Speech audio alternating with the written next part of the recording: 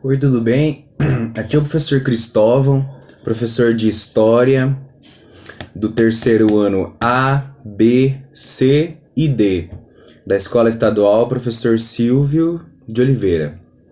Eu fiz esse vídeo para explicar um pouquinho sobre a atividade de março de vocês, que é uma APC, Atividade Pedagógica Complementar, tá bom? Essa atividade ela já vai ter conteúdo do novo ensino médio. Agora o ensino médio ele tá diferente, né? Tá com algumas novas matérias e conteúdos novos também, formas diferentes de trabalhar os conteúdos, alguns assuntos novos, tá bom? Mas vamos falar um pouco sobre a atividade de vocês. A atividade de vocês ela tem texto e exercícios, imagens também para comparar, e algumas dessas imagens são gráficos, tá bom? O texto, ele fala sobre trabalho, ele traz uma definição sobre o que é trabalho.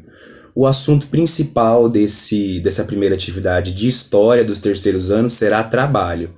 Então o texto traz uma definição simples sobre o que é trabalho, sobre como o ser humano se relaciona com a natureza através do trabalho, as necessidades que movem o ser humano se relacionar com a natureza e trabalhar, o resultado disso, tá bom? Como o ser humano acaba alterando a natureza quando ele se relaciona com a natureza.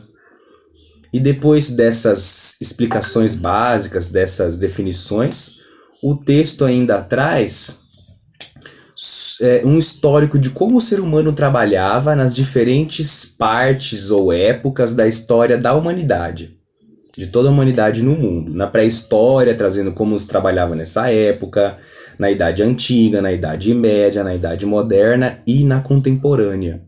E o texto também traz uma definição simples sobre o que é propriedade privada, que vocês vão precisar saber disso para entender melhor esse conteúdo sobre trabalho, tá bom? E sobre como o ser humano trabalhou nas diferentes épocas da sua história no mundo.